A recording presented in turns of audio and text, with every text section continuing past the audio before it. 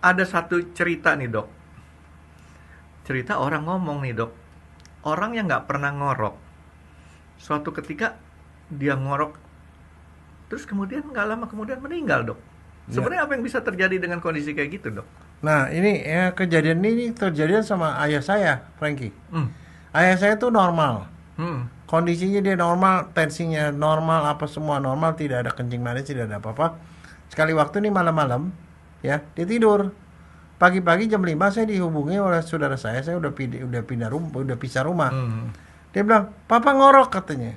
Saya bilang, "Bangunin dong." Dia nggak bangun, saya bilang, "Ini stroke tuh, perdarahan," saya bilang. "Bawa ke rumah sakit." Saya langsung datang, bawa ke rumah sakit.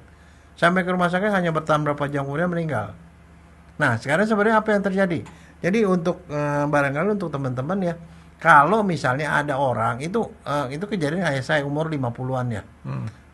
Tadi baru aja saya dengar ada orang yang tanya ke saya, ada seorang pegawai usia baru 35-an lagi tidur, biasanya nggak pernah ngorok, tiba-tiba dia ngorok, akhirnya dibangunin nggak bisa bangun, dibawa ke rumah sakit, sekarang di ICU. Hmm. Terus dia tanya bagaimana nih kemungkinan dia hidupnya. Nah, apa yang terjadi? Saya bilang langsung itu adalah stroke perdarahan. Jadi begini, kalau seorang yang nggak pernah ngorok tiba-tiba ngoroknya tuh kencang, oh gitu kencang gitu, dan apalagi kalau dia nggak bisa dibangunkan, itu adalah tanda bahwa ada perdarahan di dalam otaknya. Otaknya berdarah, dan kita tahu otak ini ya itu rongganya kan tetap dibatasi oleh tulang, jadi nggak bisa lebih gede dari itu. Isinya penuh dengan otak. Nah, kalau ada perdarahan di situ, otaknya kan ketekan. Nah, otak yang ketekan itu akan memicu terjadinya gangguan pada pernapasan. Efeknya adalah ngorok. Jadi kalau ada orang ngorok, nggak pernah ngorok, dia ngorok kenceng sekali, lebih kenceng sekali dibandingin yang normal ya, itu adalah tanda orang perdarahan otak. Nah, kalau perdarahan otak apa yang bisa dilakukan? Nggak ada tanda-tanda lain, bawa ke rumah sakit. Karena kalau di rumah sakit di CT scan Hmm. akan kelihatan ada perdarahan. Perdarahan di mana? Hmm. Tindakannya adalah harus dioperasi. Berarti ini kondisinya sama seperti orang yang hampir meninggal dok. Iya. Yang hampir meninggal itu kan kadang-kadang orang jatuh naik motor. Ya. Jatuh naik motor langsung dia Ngorok. ngorok. Ya itu perdarahan di otaknya Perdarahan berarti. di otak.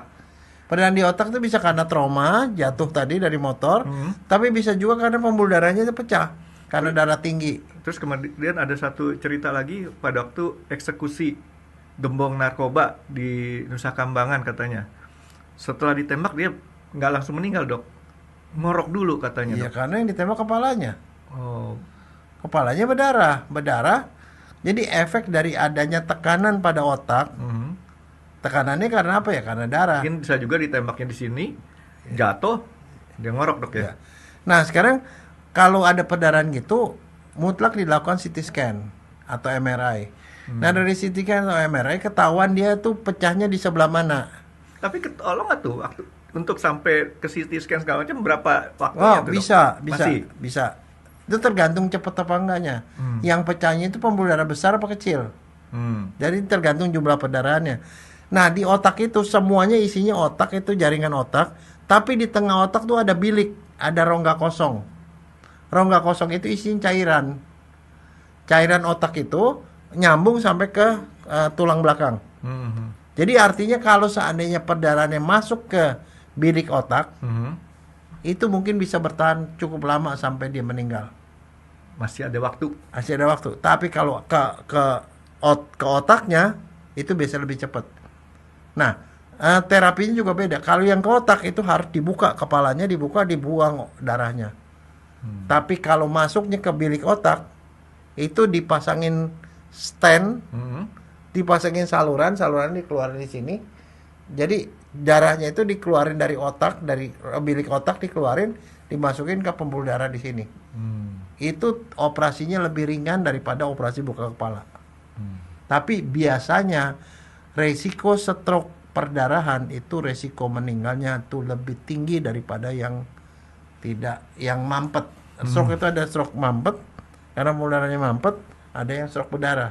Kalau yang berdarah itu kemungkinan meninggal lebih besar dan harus dilakukan tindakan segera.